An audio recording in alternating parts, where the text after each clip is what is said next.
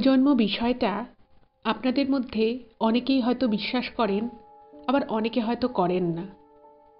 কিন্তু যারা বিশ্বাস করেন না তাদের উদ্দেশ্যে আমি বলবো যে এরকম অনেক মানুষ আছেন এই পৃথিবীতে যারা কিন্তু আজকে অর্থাৎ এই বর্তমানেও তারা তাদের পূর্বজন্মের কোনো না কোনো ঘটনার সাথে আজও নিবিড়ভাবে সম্পর্কিত, এবং সেই সমস্ত মানুষগুলোর জীবনে এমনভাবেই তাদের পূর্বজন্মের অনেক কথা অনেক ঘটনা মনে পড়ে যায়, এবং সেটা যখন নাকি তাদের হয় তারা নাকি নিজেদের শরীরের মধ্যে মারাত্মক রকমের একটা অস্থিরতা অনুভব করেন। আর পূর্বজন্মের এরকমই একটা সত্যি ঘটনা আজ আমি এই এপিসোডে আপনাদের সকলের সামনে বলতে চলেছি। নমস্কার শ্রোতা বন্ধুরা, ভূত ভগবান চ্যানেলে আপনাদের সকলকে অনেক স্বাগত। আশা করি সবাই খুব ভালো আছেন, সুস্থ আছেন, আনন্দে আছেন। আমাদের চ্যানেলের এই ঘটনাগুলো যদি আপনাদের ভালো লেগে থাকে তাহলে অবশ্যই চ্যানেলটাকে সাবস্ক্রাইব করবেন, ভিডিওগুলোকে পুরো শুনবেন, শুনে যদি ভালো লাগে লাইক করবেন, অবশ্যই আপনাদের মূল্যবান মতামত জানাবেন। আর যদি পসিবল হয় আপনারা আমাদের চ্যানেলের এই ভিডিওগুলোকে আপনাদের ফ্রেন্ড এবং ফ্যামিলির মধ্যে এই ঘটনাগুলো একটু শেয়ার করে দিন। আপনারা হোয়াটসঅ্যাপ, ফেসবুক যে কোনো মাধ্যমেই ঘটনা শেয়ার করতে পারেন, কোনো অসুবিধে নেই। আর আপনাদের জীবনে বা আপনাদের পরিচিত বন্ধুবান্ধব হোক বা আত্মীয় স্বজন হোক, কারোর জীবনেও যদি এরকম কোনো ভৌতিক, অলৌকিক, দৈবিক, অতিজাগতিক কোনো ঘটনা ঘটে থাকে তাহলে সেগুলোও কিন্তু আপনারা আমাদের কাছে লিখে পাঠিয়ে দিতে পারেন। তার জন্য আমাদের ইমেল আইডিতে ইমেল করতে হবে, এবং ঘটনা পাঠানোর আগে কয়েকটা বিষয় একটুখানি খেয়াল রাখবেন। সেটা প্রথম বিষয় হচ্ছে যে এটুকু খেয়াল করবেন যেন সেই ঘটনাটা আগে কোথাও প্রচার না হয়ে থাকে। আর দ্বিতীয় যেটা খেয়াল রাখবেন সেটা হলো এই ঘটনাটা যেন সবার শোনার উপযোগী হয়।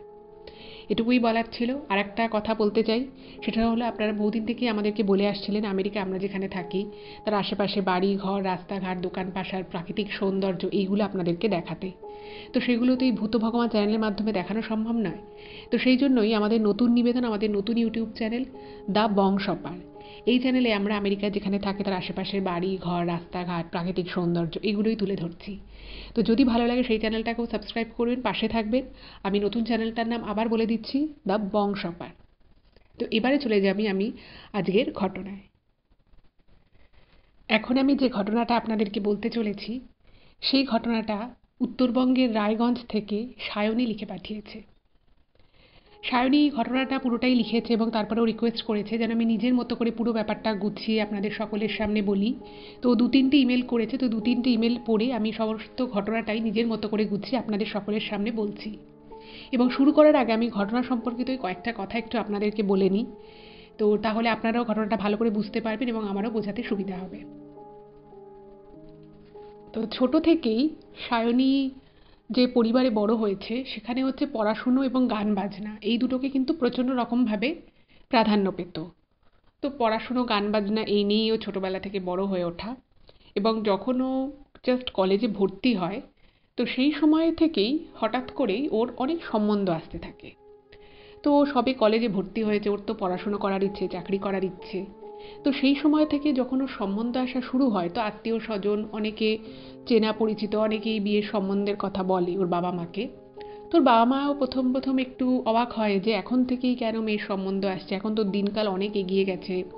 তো আমি যে ঘটনাটা বলছি ঘটনাটা কিন্তু আজ থেকে প্রায় 25 বছর আগেকার ঘটনা। তো সেই সময় থেকেই ওর একটা মনে ডিটারমিনেশন ছিল যে আমি পড়াশুনো করব, পারলে চাকরি বাকরি করব। তো সেই সময় আজ থেকে 20-25 বছর আগেকার ঘটনা আমি বলছি। তো তখনও না মানে ব্যাপারটা ছিল যে কলেজে পড়া মানে মেয়ে অনেক বয়স হয়ে গেছে, তখন বিয়ে দিতে হবে, এরকম একটা ব্যাপার কিন্তু ছিল। কিন্তু যেহেতু সায়নী পড়াশোনায় খুব ভালো ছিল এবং ও খুব মনোযোগী ছিল, তো সেই জন্য ওর বাবা মাও কিন্তু চাইতেন যে মেয়ে ভালো করে পড়াশোনাটা করুক।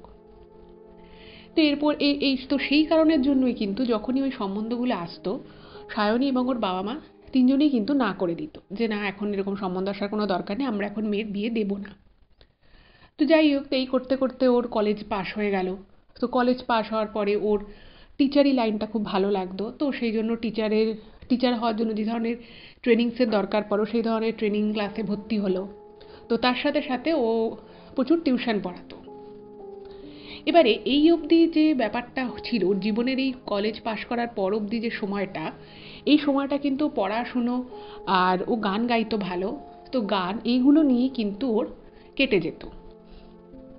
এটার বাইরে কিন্তু ওর কোনো জগৎ ছিল না, শুধু নিজের ফ্যামিলি আর নিজের পড়াশুনো গান। এবারে যখন ও চাকরির পরীক্ষা দেওয়া শুরু করলো তো তখন ও মনে মনে ভাবছে যে ঠিক আছে একটা চাকরি হয়ে গেলে, মানে ওর টিচার হওয়ার খুব ইচ্ছে ছিল, তো সেই জন্য সেরকমই ও চাকরির পরীক্ষায় বসতো। তো ভাবলো যে ঠিক আছে চাকরিটা হয়ে গেলে আমার খুব ভালো হবে, আমি তখন টিচার হয়ে যাব। তো এই সময় থেকেই হঠাৎ করে ওর যেটা সমস্যা শুরু হলো প্রথম, সেটা হচ্ছে যে ওর না মাঝে মধ্যেই রাতে ঘুম হতো না। এবারে তার আগে মাধ্যমিক, উচ্চ মাধ্যমিক, এই ধরনের বড় বড় পরীক্ষা, কলেজের যে পরীক্ষাগুলো থাকে first year, second year, third ইয়ারের, তো এই সমস্ত পরীক্ষার সময় প্রত্যেকটা স্টুডেন্টেরই একটা মাথায় টেনশন থাকে যে পড়াশুনো করতে, পরীক্ষাটা দিতে হবে যেন পরীক্ষাটা ভালো হয়। কিন্তু ও খেয়াল করলো যে এই যে ওর মাঝে মধ্যেই রাতে ঘুম আসতো না, এটাকে না ও প্রথমে খুব লাইটলি নেয়, ভেবেছে যে ঠিক আছে আমি হয়তো, মানে আমার ছোটোবেলায় অতটা টেনশন হতো না যে সময় আমি মাধ্যমিক, উচ্চ মাধ্যমিক দিয়েছি, হয়তো আমার এখন টেনশনটা বেশি হচ্ছে যেহেতু এখন আমি চাকরিটা পাইনি, আমার স্কুল টিচার হওয়ার এত ইচ্ছে। তো এই ব্যাপারটাকে না ও ইগনোর করে, ভাবে যে ঠিক আছে আমি হয়তো একটু বেশি টেনশন নিয়ে ফেলেছি, সেই জন্য হয়তো আমার ঘুমটা আসছে না। তো আরও ভালো করে পড়াশুনো করা শুরু করলো, বিভিন্ন চাকরির পরীক্ষা দিচ্ছে, স্কুল টিচারই ছাড়াও আরও অনেক জায়গায় ও পরীক্ষা দেওয়া স্টার্ট করলো। তো করতে করতে ওর এই জিনিসটাই যে মাঝে মধ্যেই ঘুম না আসা, এই ব্যাপারটা কিন্তু মোটামুটি সপ্তাহে 1 থেকে 2 বার করে হতে থাকলো। মানে সপ্তাহে ওই 1 থেকে 2 বার ওর রাতের বেলা কোনোভাবেই ঘুম আসতো না, সবসময় একটা অস্থিরতা ভাব ওর মনের মধ্যে থাকতো। তো প্রথম প্রথম কিছুদিন এটাকে অ্যাভয়েড করার পরে ও ভাবলো যে না, এটা থেকে আমাকে মুক্তি পেতে হবে, এটা খুব বিরক্তিকর একটা ব্যাপার, কোনোখানে কিছু নেই, হঠাৎ করেই মুড খুব খারাপ হয়ে যাচ্ছে, কারোর সাথে কথা বলতে ইচ্ছে করছে না, কীরকম একটা অস্থির ভাব মনে হচ্ছে। তো ও ভাবে যে ঠিক আছে এটা হয়তো আমার কোনো শারীরবৃত্তীয় ব্যাপারের জন্য হয়েছে। তো ও ওর বাড়িতে বলে এবং বাড়ি থেকে বলে যে ঠিক আছে ডিনার টাইমটা একটু এগিয়ে আনা হোক, বা একটুখানি সকালবেলা উঠে ফ্রেশ হাওয়া একটু, মানে পায়চারি করা, একটু মর্নিং ওয়াক করা। তো সেটা শুরু করলো যে মর্নিং ওয়াকিং করবে। তো এরকমই ও সকালবেলা বেরোতো মর্নিং ওয়াক করতে, মানে বাড়ির সামনেই রাস্তাটাতে একটু হাঁটাহাঁটি করতো। তো এটা একদিন ওরকম সকালবেলা বেরিয়েছে হাঁটতে, তো সেদিন হচ্ছে শীতকাল, শীতের শুরুর দিকে, বেশ কুয়াশা টুয়াশা পড়েছে। আর উত্তরবঙ্গে রায়গঞ্জের দিকে কিন্তু ঠান্ডাটা দক্ষিণবঙ্গের থেকে একটু বেশিই পড়ে। তো ও পায়চারি করছে, পায়চারি করতে করতে হঠাৎই ওর মনে হয়, মানে জাস্ট ওর, মানে নিজেকে না, মানে ও নিজে একা একা হেঁটে যাচ্ছে, ওর মানে ওর রাস্তাটায় আর কেউ নেই, ও ছাড়া আর কেউই নেই, বাড়ির সামনে মোটামুটি সবাই চেনা পরিচিত, কিন্তু ওই সময়টা কেউ নেই রাস্তায়। তো হাঁটতে হাঁটতে হঠাৎ করে না ওর মাথাটা একটু ঘুরে যায়, জাস্ট একটু মনে হলো মাথাটা ঘুরে গেল, এবং ওর মনে হলো যেন, মানে ও আর নিজের মধ্যে নেই। মানে যেই মুহূর্তে মাথাটা ঘুরে গেল, এমন নয় যে ও পড়ে গেছে বা ও, মানে ওর ব্যালেন্স চলে গেছে, সেরকম কিন্তু কোনো ব্যাপার নয়। ওর জাস্ট মুহূর্তের জন্য মনে হলো নিজের ভিতরে নেই, এবং কেন জানি না নিজের শরীরটাকে খুব হালকা বলে মনে হলো। এবার এই বিষয়টা যখন হয়, তো তখন না ওর মনে হলো যে ওর হয়তো কোনোভাবে প্রেশার ড্রপ করে গেছে। তো তাড়াতাড়ি ঘরে চলে আসে, ঘরে চলে এসে আবার শুয়ে পড়ে। তো ন্যাচারালি ওর বাবা মা জিজ্ঞেস করেছে যে কী হয়েছে, শরীর টরীর খারাপ করেছে কিনা। তো ও বলে যে না, আমি আজকে আর ভাল লাগছে না, সেই জন্য আমি আর, প্রতিদিনও 40 মিনিট করে হাঁটতো, তো বলছে যে আজকে আমি তাড়াতাড়ি ওই জন্য চলে এলাম, একটু শুয়ে নিই, ঠিক হয়ে যাবে, এখন সবে তো ঠান্ডাটা পড়ছে। তো সেদিন না বুঝলো না যে কী হলো অ্যাকচুয়ালি ব্যাপারটা, তো ব্যাপারটাকে ইগনোর করে। যাই হোক, তো এরকমভাবে ওর সাথে সাথে এটা মাঝে মধ্যেই হতে থাকে। মানে ওই যে রাতের বেলা সপ্তাহে 1 থেকে 2 দিন মানে কোনো অকারণেই ও খুব চিন্তিত থাকে, ওর মনে হয় যে খুব কিছু একটা হতে চলেছে ওর জীবনে, কিছু একটা এমন কিছু হবে যেটার জন্য, মানে ওর অনেক রকমের ক্ষতি হতে পারে, এরকম নানান ধরনের উল্টোপাল্টা চিন্তাভাবনা, খুব নেগেটিভ কাইন্ড অফ চিন্তাভাবনা ওর মনের মধ্যে আসতে থাকে। যাই হোক, তো এরপরে আস্তে আস্তে, আমি তো বলছিলাম যে ওই টাইমটায় ও পরীক্ষা দিচ্ছিল চাকরির, এই করতে করতে ওর একটা স্কুলে চাকরি হয়ে যায়। তো ওখানেই রায়গঞ্জেই একটা স্কুলেও চাকরি পায়। তো ও তো খুব খুশি, বাড়ির লোকও খুব খুশি, যে যে মানে ও যেটা লিখেছে সায়নী, যে ওর ছোটোবেলা থেকে টিচার হওয়ার ইচ্ছে ছিল, তো ও যখন স্কুলে চাকরিটা পেয়ে গেল, তো ন্যাচারালি ও খুবই খুশি হয়, বাড়ির লোকও খুব খুশি হয়েছে। এবারে তো ও চাকরি জয়েন করে, খুব আনন্দ। কিন্তু ও চাকরি পাওয়ার পরে, মানে ও যেটা লিখেছে ইমেলে, যে ওর না মনে হতে থাকে যে ঠিক আছে এবার আমার রাতের বেলা খুব ভালো ঘুম হবে, আমার যে মাঝে মধ্যেই খুব শরীরে কীরকম একটা মনে হয় যেন অস্বস্তি হচ্ছে কোনো কারণ ছাড়াই, আমি হয়তো টেনশন করছি না, বাট স্টিল আমার মনে হচ্ছে আমি খুব টেনসড। ও ভাবে যে এই প্রবলেমগুলো এবার মনে হয় চলে যাবে, কারণ হয়তো আমি এই চাকরি বাকরির ব্যাপারটা নিয়ে খুব টেনশন নিয়ে ফেলেছিলাম, খুব প্রেশার নিয়ে ফেলেছিলাম, সেই জন্য হয়তো আমার সাথে এগুলো হচ্ছিল, যেটা খুবই স্বাভাবিক। খুব বেশি টেনশন করলে, কোনো কিছু নিয়ে প্রেশার থাকলে এরকম অনেকের ক্ষেত্রেই হতেই পারে, এটা খুব একটা অস্বাভাবিক বিষয় নয়। এবার এর পরবর্তী সময় যেটা ঘটলো সেটা হচ্ছে যে ও চাকরি তো পেয়ে গেল, চাকরি জয়েনও করলো, কিন্তু দেখছে যে ওর যে প্রবলেমগুলো যে ছিল, যে সপ্তাহে 1-2 দিন ঘুম হচ্ছে না ঠিক করে, অদ্ভুত অদ্ভুত উল্টোপাল্টা চিন্তা আসছে মাথায়, সেগুলো যেন কিছুই কমলো না। যেটা ও এক্সপেক্ট করেছিল যে কমে যাবে, ওর টেনশন থাকবে না, কিন্তু সেরকম প্রকৃতপক্ষে সেরকম কিছুই হলো না। তো ও একটু অবাক হলো যে কেন আমার এবার, এখন কেন আমার সমস্যা হচ্ছে, আমার তো এখন কোনো টেনশন নেই, এখন তো আমার কোনো চাপ নেই, তাহলে আমার কেন টেনশন হচ্ছে। যাই হোক, তো এভাবে কিছুদিন যখন কেটে গেল, তো তখন ওর বাবা মা ভাবলো যে ঠিক আছে, মেয়ের পড়াশুনো অনেক দূর করেছে, চাকরি পেয়ে গেছে, এবার মেয়ের বিয়ে দেওয়া যাক। এবার ওই যে আমি বললাম যে ও যখন কলেজে ফার্স্ট ইয়ারে ভর্তি হয় তখন থেকেই ওর বিভিন্ন জায়গা থেকে সম্বন্ধ আসা শুরু হয়েছিল। তো প্রায় ও যখন থার্ড ইয়ার অবধি পড়ে, মানে ফার্স্ট ইয়ার থেকে থার্ড ইয়ার কলেজে, এই সময়ের মধ্যে ওর কিছু না হলেও মানে 50-60টা মতো সম্বন্ধ এসেছিল, চেনা অচেনা আত্মীয় স্বজন বন্ধু বান্ধব মারফত সবার থেকে আর কি, এরকম বিয়ের সম্বন্ধ ওর আসে। এবার ও যেটা লিখেছে যে ওকে দেখতে শুনতে যথেষ্ট ভালো, পড়াশুনোয় ভালো, ওর ফ্যামিলি ভালো। তো এবার ওরা বাবা মা ভেবেছে যে ঠিক আছে, এবার মেয়ের জন্য সম্বন্ধ দেখা হচ্ছে, এবার তো জাস্ট পেয়েই যাওয়া যাবে। কিন্তু প্রকৃতপক্ষে যেটা ঘটলো সেটা কিন্তু খুব অন্যরকম একটা সিচুয়েশন, মানে যেটা একেবারেই কারোর এক্সপেকটেশনে ছিল না। সেটা যদি আমি আপনাদেরকে এখন বলবো, সেটা শুনে আপনারা হয়তো অবাক হয়ে যাবেন। সেটা হচ্ছে যে যে সময় সায়নী এবং ওর বাড়ির লোক বিয়ের জন্য একেবারে প্রস্তুত, তখন যখন ওর জন্য সম্বন্ধ দেখা শুরু করলো, তখন কিন্তু ব্যাপারটা সম্পূর্ণ উল্টো হয়ে গেল। দেখা যাচ্ছে যে যতই মানে ওরা সম্বন্ধ খোঁজার চেষ্টা করছে, কিন্তু সায়নী বা এবং ওর পরিবার যেরকম ধরনের ছেলে চাইছে সেরকম ছেলে পাওয়া যাচ্ছে না। মানে ও যেটা লিখেছে যে খুব বিশাল যে ওদের ডিমান্ড ছিল তাও নয়, কিন্তু ওই যে ও কলেজের ফার্স্ট ইয়ার থেকে থার্ড ইয়ারের মধ্যে ওর যেরকম সম্বন্ধ এসছিল, ঠিক সেরকমই সম্বন্ধ বা সেরকমই ছেলে আর কি ওরা যখন ওর বিয়ে হবে সেই সময় চাইছিল, সেরকম দেখা যাচ্ছে একটা ছেলেও পাওয়া যাচ্ছে না। বা যাও বা পাওয়া যাচ্ছে, হয়তো সেই ছেলেটা অত্যন্ত কম শিক্ষিত, তার মানে কিছু পড়াশুনো সেরকমভাবে জানেই না, এবং ও এক তো পড়াশুনো করেছে, একজন টিচার। তো ফলে সেই জায়গা থেকে সায়নী ভাবে যে না, মানে একদমই সেরকম পড়াশুনো জানে না, এরকম ছেলেকে আমি কী করে বিয়ে করব। তো তারপরে দেখা যাচ্ছে যে ওর যেরকম একটা ক্রাইটেরিয়া ছিল যে ও যেহেতু রায়গঞ্জেই চাকরি করে, তো ওইখানে যাতে ও চাকরিটা নিজে বিয়ের পরেও কন্টিনিউ করতে পারে, তো সেরকমই ও খুব স্বাভাবিক, এটা ও কষ্ট করে পড়াশুনো করে চাকরি পেয়েছে, তো ও অবশ্যই চাইবে যে বিয়ের পরে যাতে ও চাকরিটা কন্টিনিউ করতে পারে।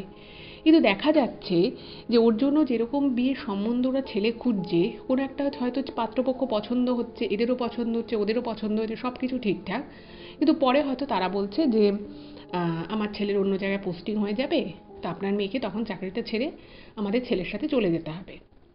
তো এরকমই কোনো না কোনো বিষয় হচ্ছে, এবং যার ফলে নয় ওরা ঠিকঠাক মতো ছেলে পাচ্ছে না, আর যদি বা কোনো কোনো ক্ষেত্রে ওরা যেরকম ছেলে চাইছে সেরকম পাচ্ছে, সেটা কোনো না কোনো একটা ইস্যুতে সেই মানে সম্বন্ধটা কেটে যাচ্ছে।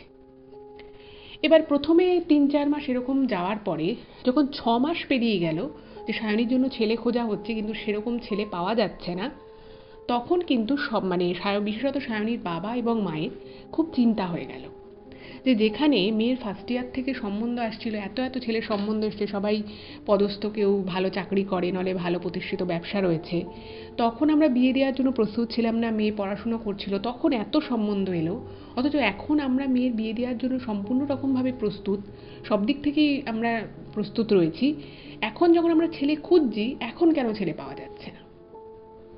তো এইটা নিয়ে তো বাড়িতে প্রচণ্ড আর কি একটা সবারই টেনশন হয়ে গেছে যে কী করা যায়। তো বিভিন্ন জায়গায় যেরকম খবরের কাগজে বা বিভিন্ন ধরনের ম্যাট্রিমোনিয়াল সাইটে সম্বন্ধের জন্য আর কি সব জায়গায় অ্যাড দেওয়া রয়েছে, তো সেখান থেকে প্রচুর সম্বন্ধ প্রত্যেক দিনই আসতো, কিন্তু কোনো না কোনো একটা ইস্যুতে ওটা কেটে যেত। ইভেন যেটা সায়নী লিখেছে যে একটা ছেলেপক্ষর সাথে সমস্ত কিছু ঠিকঠাক হয়ে গেছে, তার সেই ছেলেও রায়গঞ্জেই কাজ করে, ব্যাংকে চাকরি করে, মানে তারাও চায় যে তাদের বাড়ির বউ কাজ করুক, সব কিছু ঠিকঠাক, কিন্তু লাস্টে যখন তারা কুষ্টি মেলাতে গেল সেক্ষেত্রে দেখলো যে এটা হওয়া সম্ভব নয়। তো সেই রিজনে সেই সম্বন্ধটাও কেটে যায়। এবার এইভাবে দীর্ঘ 8-9 মাস কেটে যাওয়ার পরে যখন এই 8-9 মাস ধরে প্রচুর ছেলের সম্বন্ধ দেখা হচ্ছে, পাওয়া যাচ্ছে না, এই সবের ফলে না সায়নীর সেই সময়টা খুব মানে খুব প্রেশারে চলে গেছিলো, ও একটা খুব টেন্সড হয়ে গেছিলো যে এরকমভাবে প্রত্যেক উইকেন্ডে কোনো না কোনো ছেলের পক্ষ দেখতে আসছে, কোনো কথাই এগোচ্ছে না, বা ফোনে কথা হচ্ছে সেক্ষেত্রেও খুব একটা কিছু ফ্রুটফুল হচ্ছে না। এই সব কিছুতে না ও খুব মানে অধৈর্য হয়ে যায়। তো ওর বাবা মাকে বলে যে ঠিক আছে, এখন যখন ছেলে পাওয়া যাচ্ছে না, কিছুদিন অফ রাখো, কয়েক মাস অফ রাখো, পরে আবার দেখা যাবে। তোর বাবা মা তো প্রচণ্ড টেনসড। তো বাবা মা বলছে যে না, একেই সম্বন্ধ পাওয়া যাচ্ছে না, এখন যদি আমরা আবার হাত গুটিয়ে বসে থাকি তাহলে হয়তো দেখা যাবে যে আরও কয়েক বছর লেগে যাবে তোর জন্য বিয়ের জন্য ছেলে খুঁজতে। তো ওনারা বলেন যে না, সেটা আমরা করতে পারবো না। তো এই ব্যাপারটা নিয়ে সায়নীর সাথে ওর বাবা মায়ের কিন্তু একটা একটা মন কষাকষি মতো ব্যাপার হয়। ও বলে যে না, এখন এসব নিয়ে মানে খোঁজার দরকার নেই, আর ওর বাবা মা বলতে থাকে যে না, করতে হবে। তো এই ব্যাপারটা চলে। এই ব্যাপারটা যখন বেশ কিছুদিন চললো, তো তারপরে হঠাৎই একদিন একটা ঘটনা ঘটে। সেটা হচ্ছে যে মানে এই প্রচুর কলস আসছে ওদের বাড়িতে, যেহেতু বিভিন্ন জায়গায় অ্যাড দেওয়া ছিল। এবারে 8-9 মাস ধরে এই ব্যাপারটা যখন কন্টিনিউয়াস হতে থাকে, তারপরেও যখন সেরকমভাবে ছেলে পাওয়া গেল না, তো ওরা না মানে মোটামুটি ওদের দিক থেকে একটু শিথিলতা এসে গেছিলো যে ঠিক আছে, মেয়েও চাইছে না, আর সত্যি এত সম্বন্ধ দেখা হচ্ছে, তাহলে আমরা কটা দিন একটু ধীরে সুস্থে চলি, এরকমই একটা ওদের যখন ভাবনা চিন্তা চলে এসেছে। এমন সময় একটা সম্বন্ধ আসে, এবং সেই সম্বন্ধটা কোথা থেকে এসেছিল সেটাও আমি আপনাদেরকে বলি। যেটা ও লিখেছে সেটাও কিন্তু খুব অদ্ভুতভাবে আসে সম্বন্ধটা।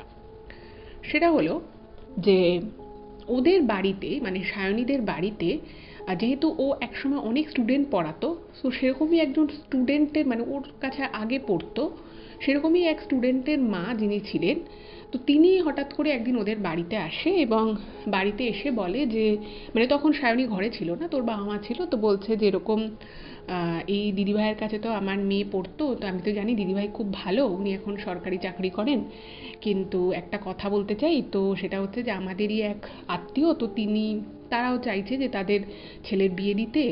তো আমার মনে হয় এটা খুব ভালো হবে, তবে আমি তো আমাদের আত্মীয় সেই ছেলেটিকে তো চিনি, খুবই ভালো ছেলেটা। তো আপনারা যদি কিছু মনে না করেন, মানে ছেলেপক্ষ আসতে পারে বা আপনারাও গিয়ে ছেলেপক্ষকে দেখে আসতে পারেন। তো ছেলেটা হচ্ছে যে যে ছেলেটির আর কি কথা বলছে, সেই ছেলেটি ওখানকারই একটা মানে পদস্থ অফিসার। তো সে ওখানে থাকে, বলছে যে তার বাবা মাও থাকে, আপনারা অমুক দিন গিয়ে দেখে আসতে পারেন, যদি আপনারা ইন্টারেস্টেড থাকেন তাহলে আমি ফোন করে ওদেরকে বলে দেবো। তো অনেক দিন পরে এরকমভাবে বাড়ি বয়ে এসে একটা সম্বন্ধ এসছে, এবং যে ছেলেটার কথা যে বিবরণটা দিয়েছে সেটা হচ্ছে একটা বেশ ভালো একটা আধিকারিক পদে চাকরি করে। আর ওই যে স্টুডেন্টের যে মা ছিল, সেই স্টুডেন্টের মা কিন্তু মানে মোটামুটি ওদের সাথে একটা ভালো সম্পর্ক ছিল, যতদিন ওনার মেয়ে পড়তো, যাওয়া আসা ছিল। তো তখন এই সায়নীর মা তখন বলে যে ঠিক আছে, আমরা পরের সপ্তাহে দেখতে যাব, মানে ছেলের বাড়িতে যাবে আর কি, মানে যেখানে আর কি ছেলে থাকে সেখানে ওর বাবা মা নিয়েই থাকে, তো সেখানে যাবে। এবার ভালো কথা, তো সায়নী স্কুল থেকে ফিরেছে, তো ফেরার পর ওকে বলেছে, তো ওর না একটু রাগারাগি করেছে যে কী দরকার ছিল তোমার বলতে যাওয়ার, এত দিন ধরে তো এত সম্বন্ধ দেখা হলো, কিছুই হলো না যখন, এখানেই বা যাওয়ার কী দরকার। তো কারণ একটা ও মানে ওর না একটুখানি মানে যেটা সায়নী লিখেছে ইমেলে, যে যেহেতু এই ভদ্রমহিলা ওর চেনা পরিচিত ছিল, ও স্টুডেন্টের মা, তো ভেবেছে যে আর এইসব বিষয়ের মধ্যে ওদেরই আবার আত্মীয় হয়, কি দরকার এসবের মধ্যে থাকার দরকার নেই। তো সায়নী ওর বাবা মাকে বলে দেয় যে দেখো একদম যেও না, ওসব যাওয়ার কোনো দরকার নেই। তো ওর বাবা বললো যে দেখ, তুই তো যাচ্ছিস না, একবার আমরা যাই, আমরা একবার যাই, যদি ভালো লাগে মোটামুটি কথা টথা বলি, তাহলে না হয় তুই যাবি বা ওদেরকে আসতে বলবো, কিছু একটা করবো। তো সায়নী বলে যে ঠিক আছে, তোমরা যা করো করো, আমি কিন্তু যাব না। ভালো কথা। তো সায়নীর বাবা মা পরের সপ্তাহে একদিন ওদের বাড়ি যায়, ছেলেটার বাড়ি। তো ছেলেটার বাড়ি ছিল ওদের বাড়ি থেকে খুব বেশি দূরে না, মানে মোটামুটি ওই 1 ঘন্টা 1-1.5 ঘন্টা গাড়িতে লাগে। তো গেছে, তো যেখানে গেছে তো গিয়ে দেখছে যে আর কি উনি যে আধিকারিক পদে যে চাকরি করেন, তো সেই সুবাদে উনি একটা কোয়ার্টার পেয়েছেন। তো সেই কোয়ার্টারে ছেলেটি এবং তার বাবা মা থাকে। তার এক দিদি আছে, দিদির বিয়ে হয়ে গেছে। তো বাড়িতে গিয়ে মানে ওই কোয়ার্টারে যখন গেছে, গিয়ে দেখছে যে হ্যাঁ, ছেলেটি যে যা বলেছে আর কি, ছেলেটি ওখানেই চাকরি করে, কথাবার্তা যথেষ্ট ভালো, মার্জিত, বাবা মাও যথেষ্ট ভালো ভালো কথা বলছেন, মানে একটা শিক্ষা রুচি বলতে যা বোঝায় সে সব কিছুই আছে। তো ছেলেটিকে দেখে এবং ওর ফ্যামিলিকে দেখে ওর বাবা মায়ের বেশ ভালো লাগে সায়নীর। তো ওরা তখন বলে দেয় যে আপনারা তাহলে পরের সপ্তাহে চলে আসুন আমাদের বাড়িতে, কারণ এরা ছেলে দেখছে, এবার এদেরকেও মেয়ে দেখতে হবে, বলেছে। এবার সায়নীকে যখন ওর বাবা মা বাড়িতে এসে বলে যে না ছেলেটা ভালোই, তো ওর না একটু বিরক্ত লাগে যে আবার ছেলেটাকে বলছে আসতে, তারা তাদের ফ্যামিলি নিয়ে আসবে, আবার ওই খাবার দাবার গুছিয়ে সামনে দিতে হবে, তারপরেও কিছু না কিছু করে কেটে যাবে। তো ব্যাপারটাই না একদমই অপটিমিস্টিক ছিল না, সবসময় মনে ছিল কী হবে, কেন গেল, তার মধ্যে এরা আবার চেনা জানা, এদের আবার আত্মীয় হয় দুঃসম্পর্কের। তো মোদ্দা কথা সায়নী একটু বিরক্ত হয়। যাই হোক, তো ওর বাবা মা যেহেতু ইনভাইট করে দিয়েছিল, তো ওরা পরের সপ্তাহে আসে। পরের সপ্তাহে এসেছে। এবার আচ্ছা, এবার এখানে একটা কথা বলে রাখি, সেটা হচ্ছে যে সায়নী কিন্তু এই পুরো সময়টা এই পুরো সময়টা কিন্তু ওর না মনের মধ্যে একটা কোনো একটা অজানা কারণে, মানে সেই কারণটা স্পেসিফিক যে কী কারণ সেটা ও নিজেও জানে না, কিন্তু একটা অস্থিরতা, একটা কীরকম খারাপ লাগা, এগুলো কিন্তু ওর মধ্যে কাজ করছিল। ও নিজেও জানে না সেটা কেন, বাট কাজ করছিল। মানে চাকরি পাওয়ার পরে ও যেটা ভেবেছিল যে ও খুব রিল্যাক্স থাকবে, ওর লাইফটা খুব ভালো হবে, ও দুশ্চিন্তা করবে না, কিন্তু চাকরি পাওয়ার পরে এরকম কোনো কিছুই কিন্তু ঘটে না প্রকৃতপক্ষে। যাই হোক, তো ছেলেটা আসে। এবার যেটা সায়নী লিখেছে যে সম্বন্ধ দেখতে এলে মানে মানুষ আর কি একে অপরকে, যখন একটা ছেলে মেয়ে যখন এরকম সম্বন্ধ পারপাস যখন একে অপরকে দেখে, তো তখন তো মানে অনেক কিছু একসাথে কাজ করে, তাই না? যে ছেলেটা ভালো কিনা, ছেলেটার ফ্যামিলি ঠিকঠাক আছে কিনা, ছেলেটার মানসিকতা কীরকম, চরিত্র কীরকম, এই ব্যাপারগুলোই তো প্রথমে আসে।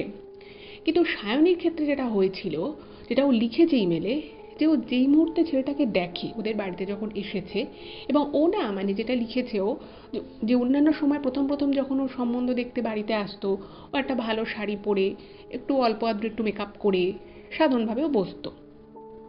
বাট এইবার যে ঘটনাটা ঘটলো, এইবার যেই ছেলেটা দেখতে এলো, মানে ও প্রথম থেকেই খুব নেগেটিভ ছিল, যে ছেলেটার হয়তো আমাকে পছন্দ হবে না, বা এমন একটা কিছু আজকেই হয়তো শোনা যাবে যে তার ফলে ব্যাপারটা কেটে যাবে। তো সেই জন্য ও খুব সিম্পলভাবে, যে মানে একদম সাদামাটা একটা শাড়ি যেটা ও স্কুলে পরে যেত, সেরকমই একটা অত্যন্ত সাদামাটা শাড়ি, কোনো মেকআপ নেই, খুব সাধারণভাবে চুলটাকে বেঁধে জাস্ট একটু হালকা লিপস্টিক দিয়েও বসেছিল। তো যেই মুহূর্তে সায়নী ছেলেটিকে দেখে, মানে ও যেটা লিখেছে যে ওর এত ভালো লাগে, মানে সেটা কোনো কারণ ছাড়া, ও বলতে যে আমি কিছুই জানি না তখন অবধি, যা যেটুকু বাবা মা বলেছে আমি সেটুকুই জানি, বাট স্টিল আমার ছেলেটিকে এত ভালো লাগে যে আমার মনে হয় যে আমি বিয়ে করলে একেই করবো, নাহলে আমি আর করবো না। মানে ভাবুন বিষয়টা কতটা অদ্ভুত, মানে যে যা ও এর আগে দেখেও নি। ইভেন ছেলেটার ছবি ওর বাবা মা দেখাতে চেয়েছিল, ও বলেছিল না না আমার দেখার দরকার নেই, পরের সপ্তাহে তো আসছি তখনই দেখবো, আর এমনিতেও এই বিয়েটা হবে না, আর এরকম চেনা জানা মধ্যে আমি তো করতেই চাই না, এই স্টুডেন্টের বলছো দুঃসম্পর্কের আত্মীয় হয়, এসবের মধ্যে আমি নেই। তো সেই জন্য না ও ছবিও দেখেনি, ওর মধ্যে কোনো সেরকম ছেলেটার প্রতি কোনো ইন্টারেস্টও ছিল না। কিন্তু দেখুন, মানে ভাগ্য কিভাবে মানুষকে কি বলবো, তার অতীতের সাথে, মানে এই অতীত তো মানে একবারে পূর্বজন্ম, সেটাকে যে কিভাবে কানেক্ট করে, সেটা হয়তো এই বিষয়টা না দেখলে, মানে না শুনলে হয়তো বোঝাই যেত না। ও বলছে যে আমি সবসময় খুব যুক্তি দিয়ে, খুব মানে একটা বিষয়ে ডিসিশন নেওয়ার আগে আমি 10টা কথা ভাবি, দশ দিক থেকে চিন্তা করি। কিন্তু এই ক্ষেত্রে, জীবনের এত বড় একটা ডিসিশন নেওয়ার ক্ষেত্রে আমার এমন হলো যে ছেলেটা আমাদের বাড়িতে এসছে, এবং যেই মুহূর্তে আমি ওকে দেখেছি, আমার ওকে দেখে এত ভালো লাগে, এতই ভালো লাগে যে আমি মনে মনে ঠিক করে নিই যদি আমি বিয়ে করি তো একেই করব, যদি এই সম্বন্ধটা কেটে যায় তাহলে আমি আর বিয়েই করবো না। একদম ও এটা ভেবে নেয়। যাই হোক, তো এরপরে ছেলেটির সাথে ওর টুকটাক কথা হয়, এবং ওইখানেই ওদের বিয়েটা মোটামুটি ফিক্স হয়ে যায়। ছেলের বাড়ি থেকেও কোনো রকম কোনো ইস্যুস আসে না, আর ওদের দিক থেকেও কিছু হয় না। এবং এরা তখন বলল যে আপনারা যদি, মানে মেয়ে পক্ষ সায়নীদের বাড়ি থেকে বলেছে যে আপনারা যদি কুষ্টি বিচার করতে চান বা এরকম যদি কিছু আপনাদের করার থাকে তো আপনারা করে নিন। তো তখন ছেলের পক্ষ থেকে বলে যে দেখুন আমার ছেলে তো এসবে বিশ্বাস করে না, এই সমস্ত কুষ্টি রাশি এগুলোও বিশ্বাস করে না, যদি আপনাদের অন্য কোনো সমস্যা থাকে আপনারা সেটা বলতে পারেন, বা আপনারা যদি এগুলো মানেন, এসব কুষ্টি বিচার এই ধরনের জিনিসপত্র, সেটা আপনারা করতে পারেন, কোনো অসুবিধে নেই আমাদের। তো সায়নীদের বাড়ি থেকে বলে যে না আমাদেরও এরকম কোনো মান্যতা নেই। তো তখন একটা দিন ঠিক হয় যে সেদিন ওদের একদম বিয়ের পাকা কথা হবে, কিন্তু মোটামুটি ওইখানেই মৌখিকভাবে সমস্ত মানে কিছু ফাইনাল হয়ে যায়। এবং ছেলে, মানে ওই যে ছেলেটি ছিল সেও ওখানেই মানে বলে দেয় যে তার পছন্দ। তো এরপর থেকে এই যে তারপরে ছেলেটা চলে গেল, সেই দিন রাত থেকে মানে সায়নীর ক্ষেত্রে যেটা হলো সেটা হচ্ছে যে ও প্রচণ্ড এক্সাইটেড হয়ে পড়লো। মানে ও খালি ভাবছে যে এই ছেলেটার জন্যই মনে হয় আমার এতদিন কোনো সম্বন্ধ আসছিল না, বা এই ছেলেটার জন্যই আমার কাউকে পছন্দ হচ্ছিল না, বা অন্য কারোর আমাকে পছন্দ, কিছু না কিছু একটা ইস্যু হচ্ছিল। এবং ও খুব মানে একদম 100% শিওর হয়ে যায় যে ওর বিয়ে হলে এই ছেলেটার সাথেই বিয়ে হবে। যাই হোক, তোর বাবা মাও খুব খুশি হয় যে ঠিক আছে, আলটিমেটলি একটা জায়গায় বিয়ে স্থির হতে যাচ্ছে। তো তারপরে টুকটাক ওর সাথে কথা বলা শুরু হয়ে যায়। এর মধ্যে যে একটা অদ্ভুত বিষয় হলো সেটা হচ্ছে যে হঠাৎ করে একদিন কথা হতে হতে, মানে ছেলেটা তো এখানে কোয়ার্টারে থাকতো এই রায়গঞ্জে, কিন্তু ছেলেটার নিজের বাড়ি হচ্ছে মুর্শিদাবাদে। তো ছেলেটা বলছে যে বিয়ের পরে একটুখানি মুর্শিদাবাদ আমাদেরকে মাঝে মধ্যে যেতে হবে, কারণ যেহেতু ওখানে আমাদের বড় বাড়ি ঘর সমস্ত কিছুই রয়েছে, তো আমাদের দেশের বাড়ি সমস্ত কিছু, তো আমরা মাঝে মধ্যে ছুটিতে আর কি, যখন 2-3 দিন ছুটি থাকবে আমরা মানে মুর্শিদাবাদের বাড়িতে যাব। তো সায়নী মানে এটা যেটা ও লিখেছে ইমেলে, যে ওর বেশ কিছুদিন থেকেই না খুব মুর্শিদাবাদ যেতে ইচ্ছে করছিল। মানে ও রায়গঞ্জে থাকলেও ও কোনোদিনও মুর্শিদাবাদে যে হাজারদুয়ারি বা আরও যে জায়গাগুলো রয়েছে সেগুলো কোনোদিনই যায়নি। ফলে ওর না মনে মনে একটা মুর্শিদাবাদ যাওয়ার খুব ইচ্ছে ছিল। এবার যেই মুহূর্তে ও শোনে যে ছেলেটির মানে মেন বাড়ি হচ্ছে মুর্শিদাবাদে, ওর না খুব ভালো লাগে এবং ও বলে ফেলে যে আমি না মুর্শিদাবাদ কখনো যাইনি, কিন্তু আমার খুব ইচ্ছে আছে যাওয়ার। তোর হাজবেন্ড মানে তখন টু বি হাজবেন্ড আর কি, তো তখন সে বলছে হ্যাঁ নিশ্চয়ই আমরা ঘুরবো, তোমাকে তুমি তো যখন দেখোনি, আমাদের বাড়ি থেকে তো সব কিছু কাছেই, একদিন সকালবেলা বেরিয়ে সমস্তটা ঘুরে নেব। তো বলেছে ঠিক আছে। এবারে সেই দিন রাত থেকেই হঠাৎ করেই ওর না মানে ওই যে সব কিছু সারাদিন ও সমস্ত কাজকর্ম ঠিকঠাক করতো, ও তার সাথে সাথে আরও হায়ার স্টাডিজ করছিল, সে পড়াশুনো করতো, সবই ঠিক ছিল, কিন্তু মাঝে মধ্যে ওর রাতের দিকে কি মনে হতো, ওর মাথাটা না খুব খালি খালি লাগতো। মনে হতো যে ওর যে বর্তমানের যে জীবন, যে ওর বিয়ে হতে যাচ্ছে, ও একটা স্কুলে চাকরি করে, ও আবার হায়ার স্টাডিজের জন্য পড়াশুনো করছে, এই সব কিছুর যেন ও নিজে করছে না, মানে সব কিছু থেকে ও মাঝে মধ্যে খুব ডিটাচ হয়ে যেত।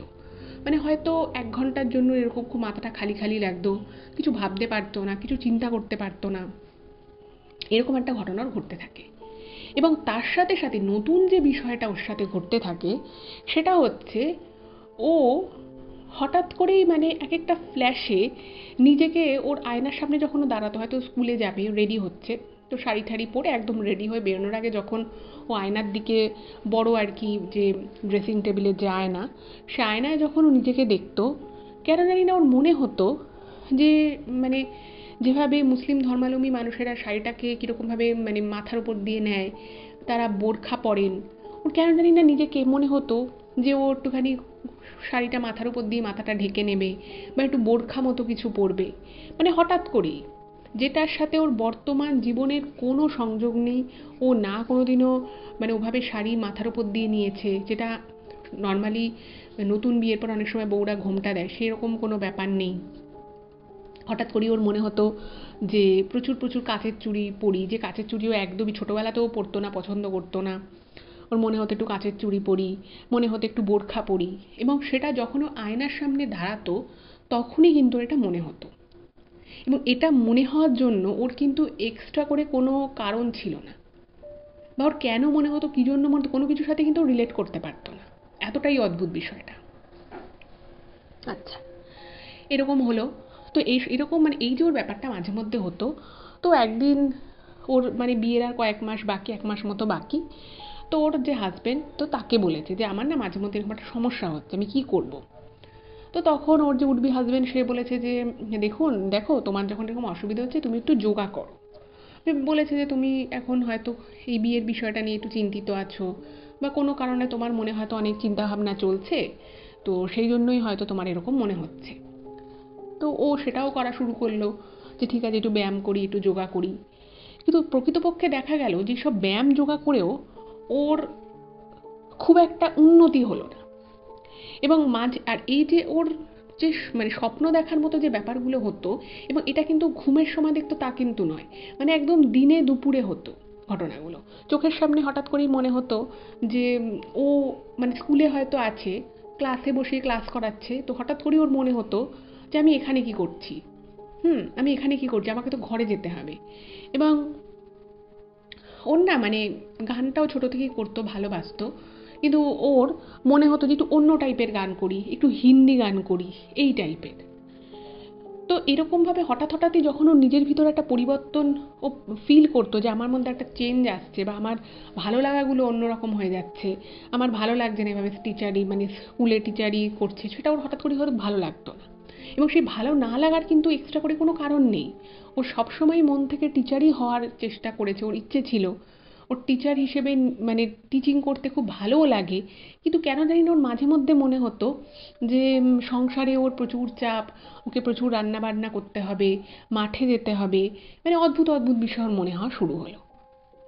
যাই হোক, তো ইন দ্য মিন টাইম ওর বিয়ে হয়ে গেল। আচ্ছা, বিয়েটা হলো এবং বিয়ের পরে ওর যে রিসেপশন সেটা কিন্তু ওদের ওই মুর্শিদাবাদের যে ওদের যে আদি বাড়ি সেখানে হলো। আচ্ছা, এবার এখানে একটা কথা বলে রাখি, এই যে বিষয়গুলোর মনের মধ্যে হচ্ছিল এগুলোকে কিন্তু সবসময় ওর মানে ইলুশন ভাবতো, ও ভাবতো যে আমি হয়তো সবসময় বেশি ওভার থিঙ্কিং করছি, এগুলো কিন্তু নিজেই ভাবতো এবং নিজেকে সেভাবে বোঝাতো। বাট এটার পিছনে যে ওর অন্য কোনো কিছু আছে সেটা কিন্তু তখন অবধি বুঝতে পারেনি। কখন অবধি বুঝতে পারেনি? যতক্ষণ ওর বিয়ে হচ্ছিল না।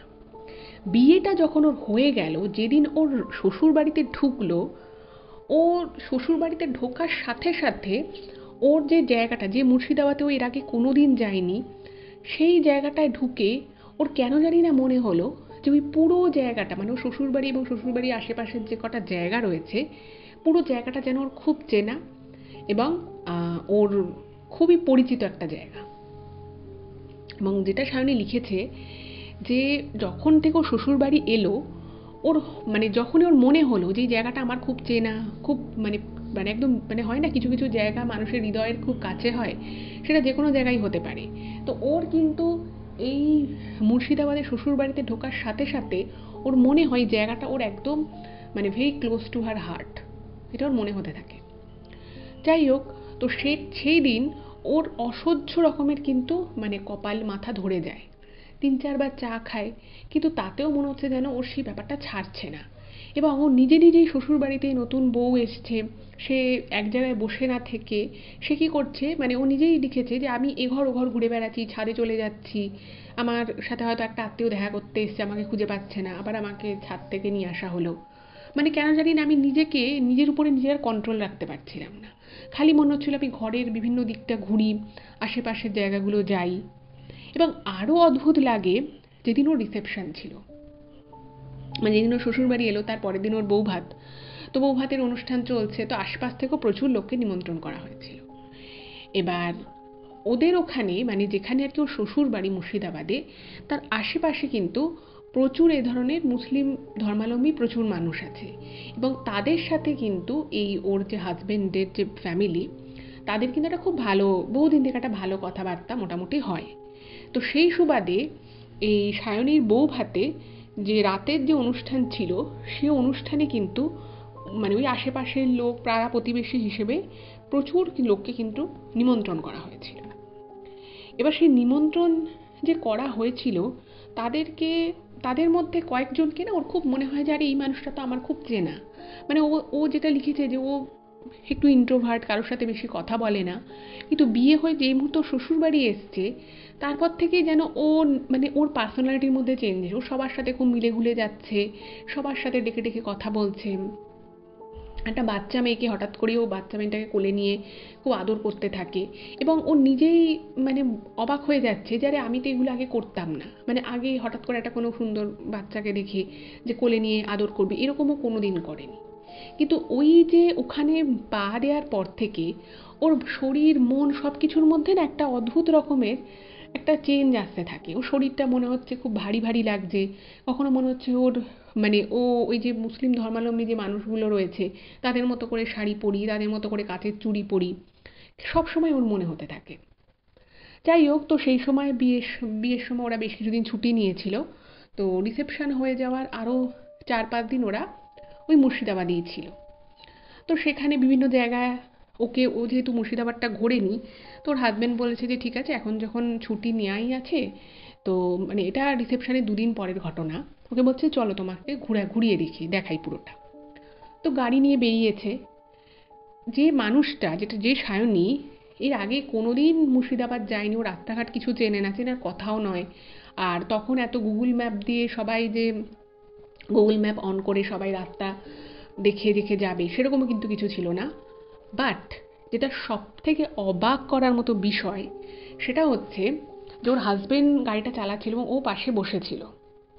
ও যেটা লিখেছে যে আমি আমার হাজবেন্ডকে বলছি যে তুমি এদিকে গাড়িটা চালাও, এদিকে ডান দিকে বেঁকাও, ওদিকে বাঁ দিকে বেঁকাও, মানে আমি বলে যাচ্ছি, আমি ইনস্ট্রাকশন দিচ্ছি। তো এই ইনস্ট্রাকশনগুলো শুনে প্রথম ওর হাজবেন্ড ভেবেছে যে আমি একটু ইয়ার্কি করছি। তো তারপরে মানে যখন শুনছে যে আচ্ছা এইখানে একটা বড় রাস্তা থাকবে, এইদিকে একটা বিশাল বড় গাছ থাকবে, এরকম করে যখন ও নিজে থেকে মানে নিজের মধ্য থেকে বারবার বারবার বলছে, তো ওর হাজবেন্ড না গাড়িটাকে একটা জায়গায় থামিয়ে দিয়েছে।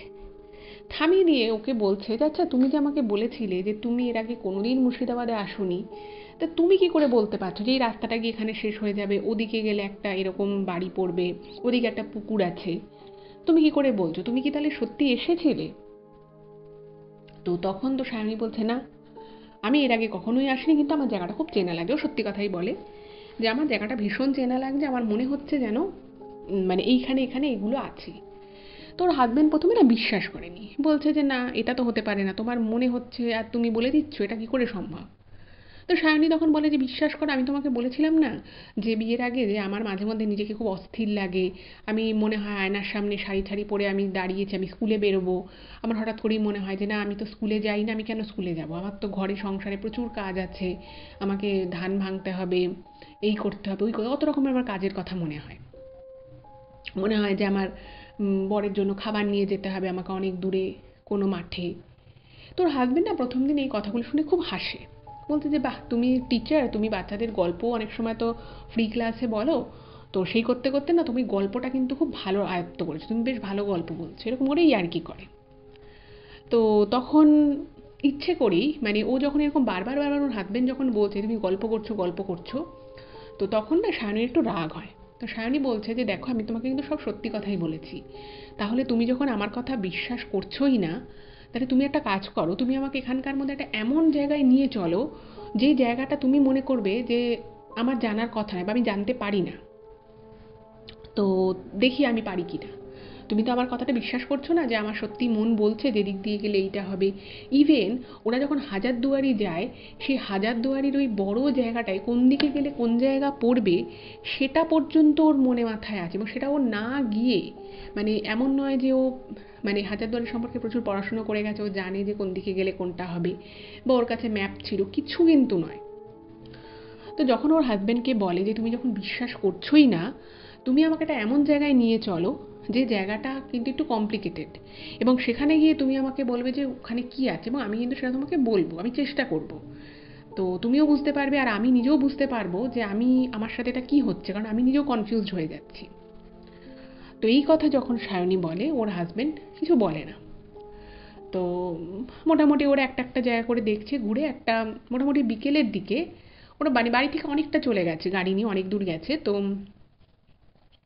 মুর্শিদাবাদের মধ্যেই একটা জায়গায় নিয়ে যায় ওকে, এবং সেই জায়গাটার কাছে নিয়ে গিয়ে বলে যে আচ্ছা আমরা এবার বাড়ি ফিরবো, তো তুমি বলো যে এখান দিয়ে আমি কি করে বেরোবো আর এখান থেকে মেন রোডটা কি করে হবে, কারণ তার আগে ওর হাজবেন্ড ইচ্ছে করে গাড়িটাকে প্রচুর ঘুরিয়েছে যাতে ও মানে ওর মাথায় না ওটাকে ও ক্লিক করতে পারে, আর প্রচুর কথা বলতে বলতে দুজনে যাচ্ছে আর ওর হাজবেন্ড ড্রাইভ করছে, তো ব্যাপারটা যদি ও দেখেও থাকে যে কোথা দিয়ে রাস্তাটা বেরিয়েছে, তাহলেও তার পক্ষে মনে রাখা সম্ভব না, কারণ এত ভিতরে ভিতরে গাড়িটাকে ঘুরিয়েছে। তো সায়নী যেটা মানে মনে হলো যে মানে যখন ওর হাজবেন্ড গাড়িটা থামিয়ে দিয়ে বলল, তখন না ওর বলছে যে তুমি একটা কাজ করো, তুমি গাড়িটাকে না এখান দিয়ে গিয়ে ঘুরিয়ে সামনের দিক দিয়ে গিয়ে ডান দিকে গিয়ে তুমি বাদিকের রাস্তাটা নাও। তো ওর হাজবেন্ড না খুব অবাক হয়ে গেছে, তো ভাবছে যে কেন, তুমি কি করে বললে যে এই দিক দিয়ে সোজা গিয়ে ডান দিকে গিয়ে বাদিকের রাস্তাটা নেব, কেন আমি ডান দিকের রাস্তাটা নেব না, তুমি এটা কেন বলছো? তো তখন না ও সায়নী বলছে যে আমি জানি না, মানে আমি তখন আর মানে আবার আমার মধ্যে ওই সত্তাটা চলে এসেছে যে আমি নিজের মধ্যে নেই, আমার মনে হচ্ছে আমাকে এক্ষুনি বাড়ি যেতে হবে, প্রচুর কাজ আছে। এবং আরেকটা যেটা ও মানে পুরো ইমেলে বলেছে যে ওই যে ওর মাঝে মধ্যে প্রচণ্ড মাথা যন্ত্রণা করতো বা ওর খুব কষ্ট হতো, একটা অ্যাংজাইটি মতো ছিল, সেটা কিন্তু যেদিন থেকে ও ওর শ্বশুর বাড়িতে পা দিয়েছে সেদিন ওর মাথাটা খুব ধরে যায় অনেক চিন্তা ভাবনায়, বাট তারপর থেকে কিন্তু খুব রিল্যাক্স ফিল করতো। মানে ওই মাথা ধরে যাওয়া ব্যাপারটা আবার একটা প্রচণ্ড অ্যাংজাইটি যেটা ছিল সেইটা কিন্তু ওর আস্তে আস্তে কমে যায়, মানে বিয়ে হয়ে ওই মুর্শিদাবাদের ওই বাড়িতে যাওয়ার পরে। তো যাই হোক, তো ওর হাজবেন্ড অবাক হয়ে গেছে, বলছে তুমি এদিকে কেন রাস্তাটা যেতে বলছো। তো তখন না মানে সায়নী মানে খুব সিরিয়াস হয়ে গেছে, এবং ও না বারবার চারিদিকে তাকাচ্ছে, খুব এদিক ওদিক তাকাচ্ছে গাড়ির উইন্ডো দিয়ে। তো ওর হাজবেন্ড বলছে কি ব্যাপার, তুমি এদিক ওদিক তাকাচ্ছ কেন, তুমি কি দেখছো কোথায় রাস্তার মার্কিং করা আছে বা কিছু। তো তখন না সায়নীকে অনেকবার 2-3বার এরকম কথা জিজ্ঞেস করেছে, তখন গাড়িটা দাঁড়িয়ে রয়েছে। সায়নী বলছে যে আমাকে আমার হাজবেন্ড বারবার জিজ্ঞেস করছে, কিন্তু আমার জানি না আমার মাথার মধ্যে তখন কি চলছিল, মানে এক্স্যাক্ট সেই সময় কি চলছিল সেটা আমার মনে নেই, কিন্তু এটা ওর মনে আছে। সায়নী তখন বলছে যে দেখো তুমি এখানটা দিয়ে না তাড়াতাড়ি চলো, এই যেটা বললাম সামনে দিয়ে গিয়ে বাঁদিকে গিয়ে ডান দিকে করে চলো, তুমি সেটা কিন্তু কন্টিনিউ করো, তাড়াতাড়ি গাড়িটাকে স্টার্ট দাও।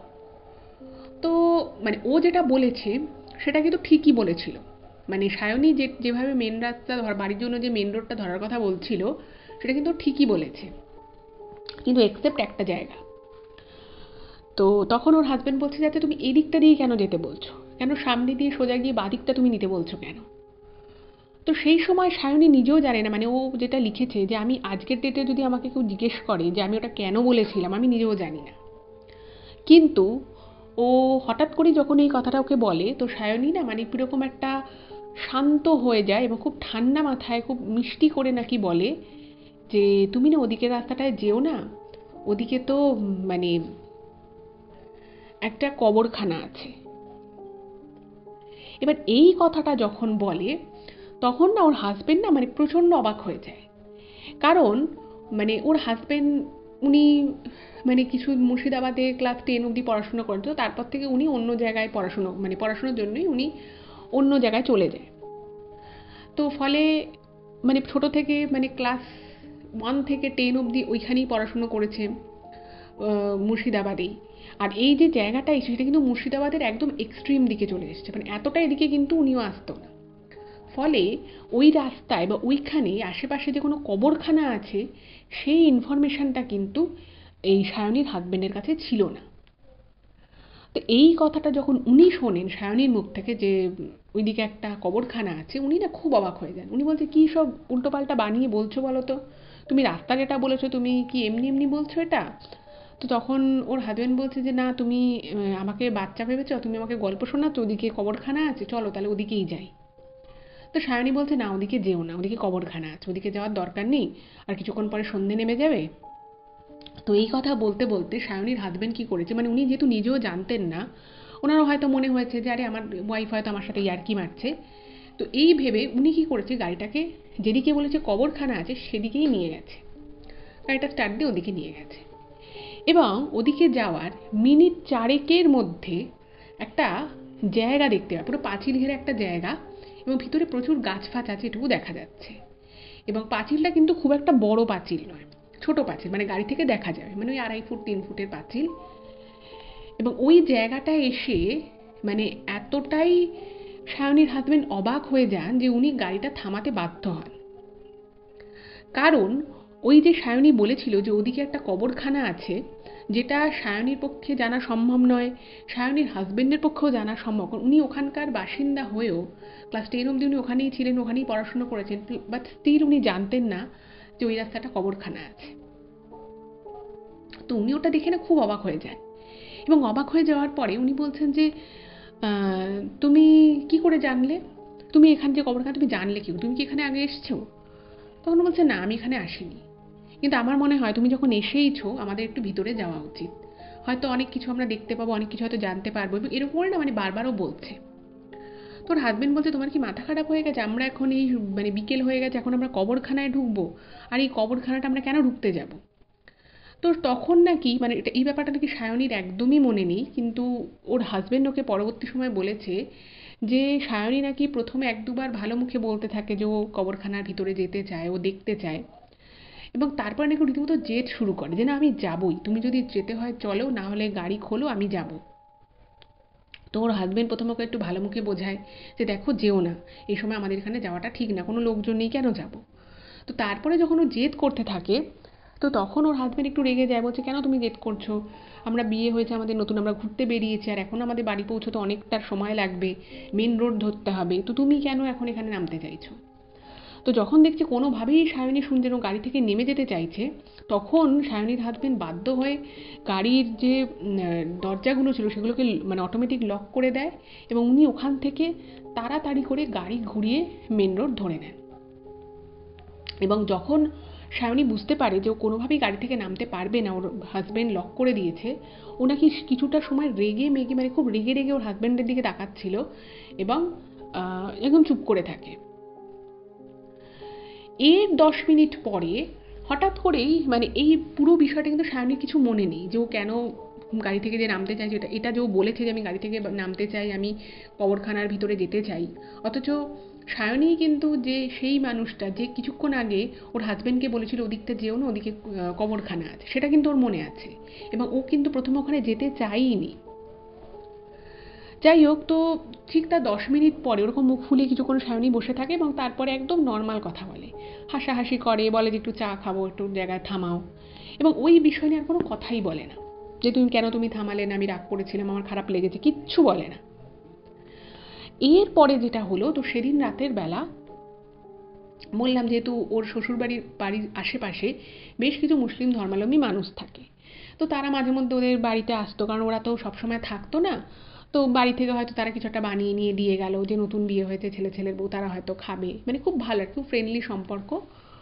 তো তাদের মধ্যে যে 2-3 জন এসেছিল ওদের বাড়িতে, তাদেরকে দেখে সায়নীর কিন্তু আবার একটা কীরকম নিজেকে হালকা লাগতে থাকে, এবং ও ফিল করতে থাকে যে ও একটা সময় এই বাড়ির মহিলারা যেভাবে সেজে রয়েছে, এরকম কাচের চুড়ি পরে, মাথার উপরে ঘোমটা দিয়ে, ও নিজেকে না সেই জায়গায় ফিল করতে থাকে, ও মনে করতে থাকে যে ও একটা সময় এভাবেই থাকতো, এরকমভাবেই শাড়ি পরতো, ওরা যেভাবে ঘরে প্রচুর মানুষের জন্য রান্নাবাড়ি করে ও সেগুলো করতো, এবং ওর নিজের ভিতরে নিজের সত্তাটা কিন্তু ওই সময়টা পুরোপুরি চলে যেত।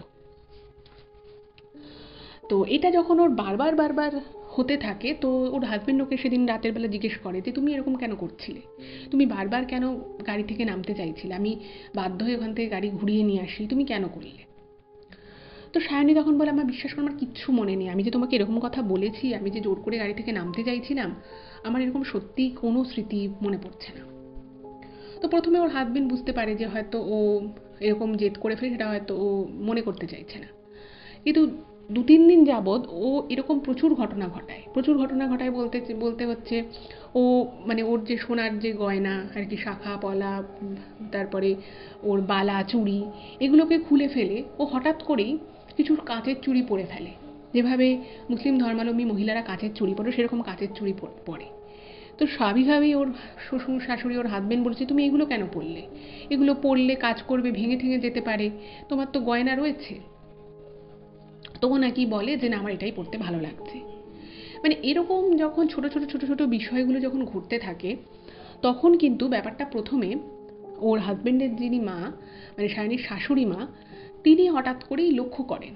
তো তারপরে ওরা বিয়ের সব মিটে যায়, 6-7 দিনের ছুটি মিটে যাওয়ার পরে ওরা আবার রায়গঞ্জে চলে আসে ওদের কোয়ার্টারে।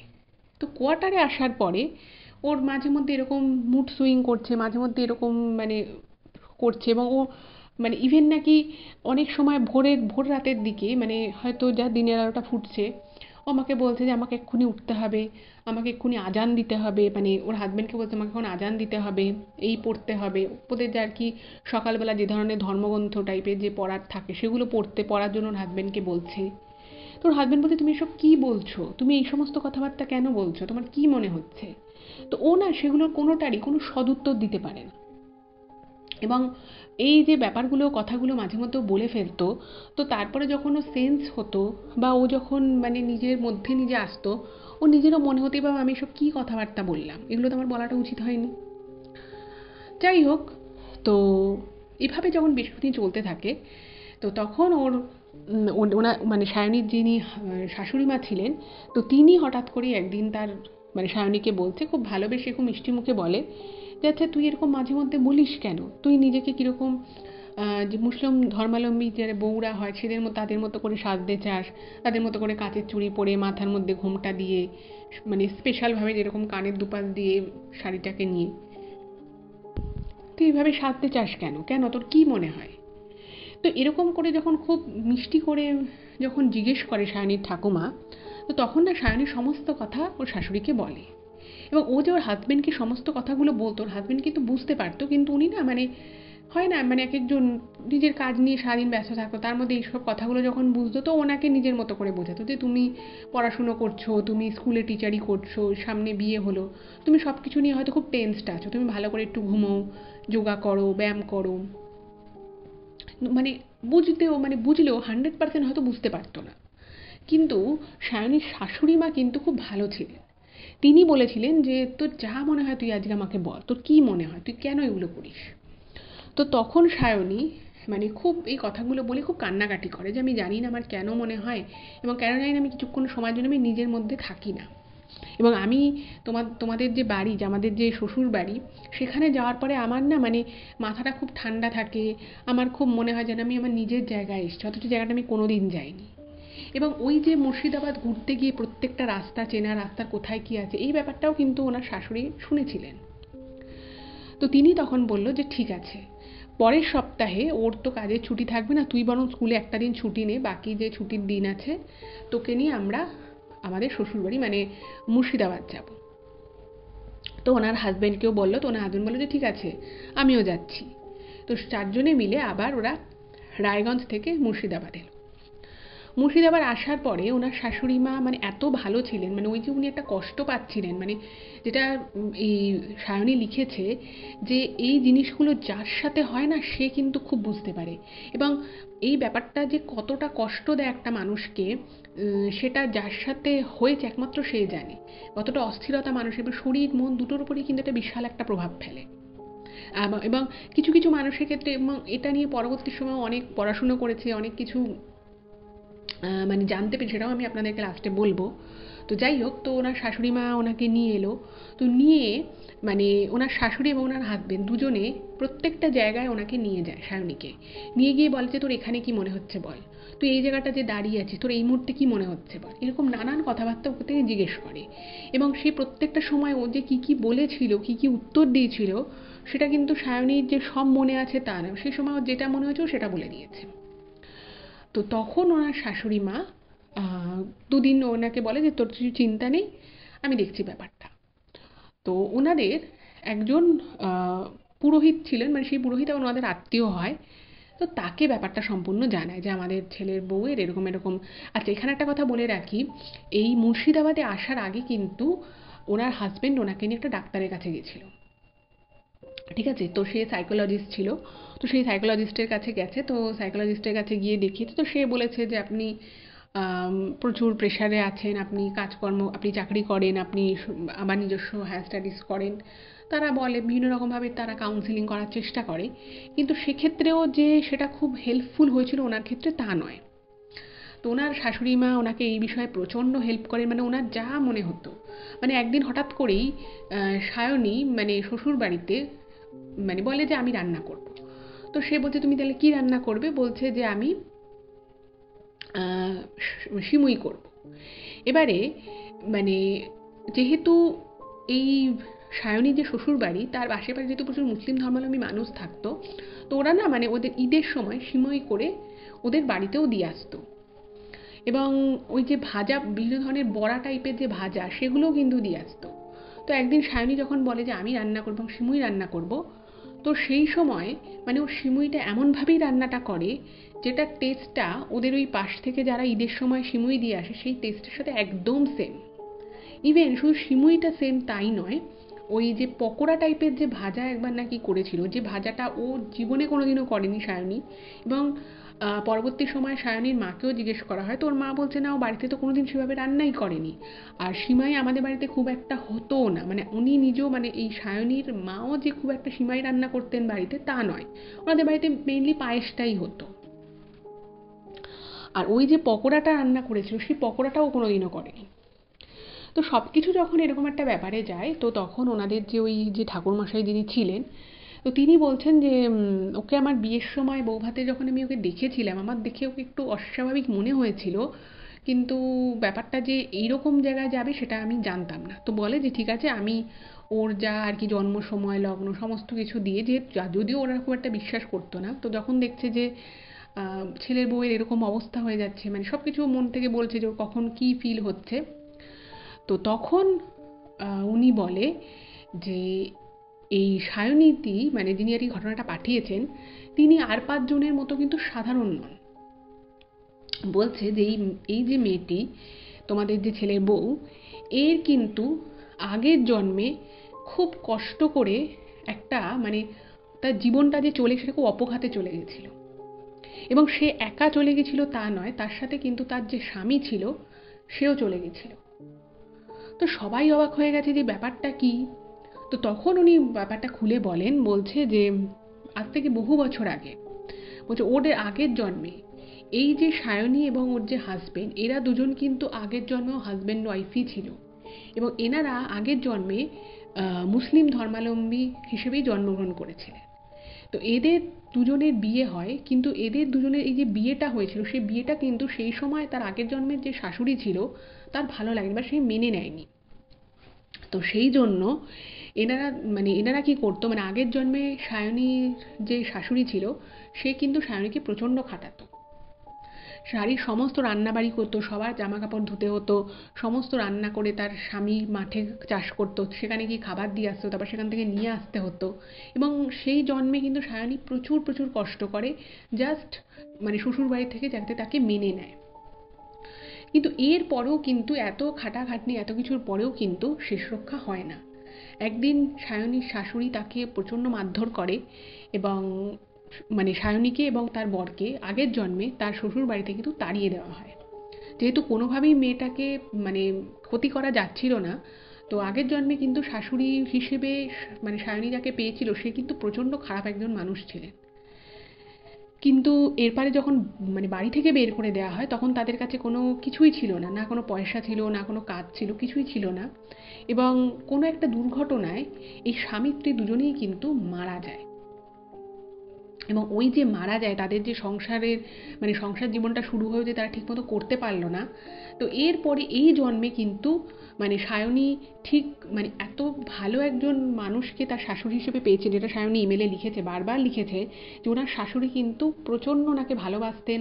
এখন উনি আর বেঁচে নেই, ওনার প্রত্যেকটা অসুবিধে হলে সেই অসুবিধেটা কী সেটা পাশে বসে ধৈর্য ধরে শুনতেন, এবং এই যে সমস্যাটার মধ্য দিয়ে যে উনি যাচ্ছিলেন, যে ওনার পূর্বজন্মের কথা মনে করে, উনিও একজন জাতিস্ব, যিনি পূর্বজন্মের কথা পুরোপুরি না হলে অনেকটা অনেকটা উনি মনে করতে পারছিলেন। তো সেই জন্যই কিন্তু ওইখানেই মানে ওই যে যে জায়গাটায় আর কি ওনার শ্বশুর বাড়ি, সেইখানটাতেই কিন্তু ওনার আগের জন্মের উনি ছোট থেকে বেড়ে হয়ে ওঠা, এবং সেই কারণটার জন্যই কিন্তু যেই মুহূর্তে উনি মুর্শিদাবাদ আসেন, মুর্শিদাবাদের প্রত্যেকটা রাস্তাঘাট প্রত্যেকটা দ্রষ্টব্য জায়গা কিন্তু ওনার চেনা মনে হচ্ছিল। তো বলছে যে তুমি ওকে একবার এনো, মানে ওকে একটুখানি মানে ভগবানের একটুখানি পুজোর ফুল টুলে ওর মাথায় একটুখানি মন্ত্র জপ করে দিতে হবে, নাহলে না ওর মানে এই যে ওর আগের জন্মের ওর যে কষ্টটা, সেইটা মানে ওর আত্মাটা এখনও সেই কষ্টটা পাচ্ছে। কিন্তু ও এই জন্মে একজন খুব ভালো মানুষ মানে স্বামী হিসেবে তো যার সাথে ওর বিয়ে হয়েছিল আগের জন্মে তার সাথে এবার বিয়ে হয়েছে, এবং সেই জন্যই কিন্তু ওর এই এই জায়গায় ওর বিয়েটা হবে বলেই কিন্তু ওর 60-70টা সম্বন্ধ দেখা হলেও একটা সম্বন্ধেও কিন্তু বিয়ে পর্যন্ত করায়নি। আগের জন্ম শাশুড়ি খুব খারাপ ছিলেন, খুব খারাপ করা হয়েছিল ওর সাথে, কিন্তু এই জন্মে ওর শাশুড়ি যে হয়েছিল তিনি খুবই ভালো মানুষ, তিনি খুব ভালোবাসতেন ওনাকে। যেটা সায়নী লিখেছে যে মারা যাওয়ার 1 মাস আগে অবধি উনি নিজে হাতে রান্না করে খাইয়েছেন, খুবই ভালো পেয়েছেন। কিন্তু তারপরে ওনাকে নিয়ে যাওয়া হয় এবং সেখানে ওনার পুজো টুজো করে ওনাকে দিয়ে পুজো করানো হয়, এবং তখন ওই ঠাকুরমশাই বলেছিলেন যে তুমি প্রত্যেক দিন গীতা পাঠ করবে, মানে যতটুকু পারো, প্রত্যেক দিন একটা করে অধ্যায় করতে হবে তার মানে নেই, যতটুকু পারো তুমি ততটুকু করবে, এবং ওনাকে বলে যে তুমি যত তাড়াতাড়ি সম্ভব দীক্ষা নাও, তাহলে দেখবে তোমার এই পূর্বজন্মের এই স্মৃতি, এই কষ্ট, এই হাহাকার, মানে ওই যে বলতো না যে আমার অ্যাংজাইটি একটা অস্থিরতা শরীরের মধ্যে, বলছে সেটা তোমার আস্তে আস্তে কেটে যাবে। তো তারপরে তো সায়নী ওই উনি গীতা পাঠ করা শুরু করেন, এবং তারপরে উনি দীক্ষা নেন। তারপর থেকে কিন্তু ওনার আস্তে আস্তে এই সমস্ত কিছুই মানে ওই যে শরীর খারাপ লাগা, শরীরটা ভারী হয়ে আসা, মানে কি বলছে সেটা মনে থাক না, হঠাৎ করে মনে হলো বলে দিল, এই সমস্যাগুলো কিন্তু আস্তে আস্তে চলে যায়। এবং তারপরেও উনি বুঝতে পারেন যে এক একটা সময় আজও, যেটা সায়নী লিখেছে, যে আজও আমার এক একটা সময় চোখের সামনে মনে হয় যে আমি ওরকমভাবে রাস্তা দিয়ে হেঁটে যাচ্ছি আমার স্বামীর সাথে। আমার সাজগোজ সম্পূর্ণ আলাদা, আমার স্বামীর পোশাক আশাক সম্পূর্ণ আলাদা। মানে ওই যে সময়টা, ওই পূর্বজন্মের যে বিভিন্ন রকমের কথা, সেই সময়ের যে ওনাদের জীবনযাত্রা ছিল, সেগুলো কিন্তু আজও ওনাকে মানে তাড়া করে বেড়ায়। এবং যখন ওটা মনে হয়, এখন অত ওরকম অস্থিরতা আসে না, এখন অনেক বয়স, মানে অনেক দিন হয়ে গেছে, অনেকটা বয়সও বেড়ে গেছে, কিন্তু ওই ব্যাপারটা কিন্তু এখনও অনেকটা রয়ে গেছে। কিন্তু ভগবানের কৃপায় ওই শারীরিক অস্থিরতাটা বা অসংলগ্ন কথা বলা, সেগুলো আর একদমই ওনার মধ্যে নেই। এবং এই জন্মে উনি খুব খুব খুশি। সবাই ওনাকে, ওনার শ্বশুরবাড়িতে, বাপের বাড়িতে সবাই ওনাকে খুব ভালোবাসে, খুব যত্নে রাখে। ওনার দুটো সন্তানও আছে, তারাও ভালো আছে, তারাও অনেকটা বড় হয়ে গেছে। তো এই ঘটনাটা পাঠানোর জন্য সায়নিদিকে অনেক অনেক ধন্যবাদ, এরকম ঘটনা শেয়ার করার জন্য। আপনাদের যদি ভালো লাগে আপনারাও কিন্তু ঘটনাটাকে লাইক করবেন, কমেন্ট করবেন এবং শেয়ার করুন বেশি বেশি করে। সকলে ভালো থাকবেন, দেখা হবে পরবর্তী ভিডিওতে। নমস্কার।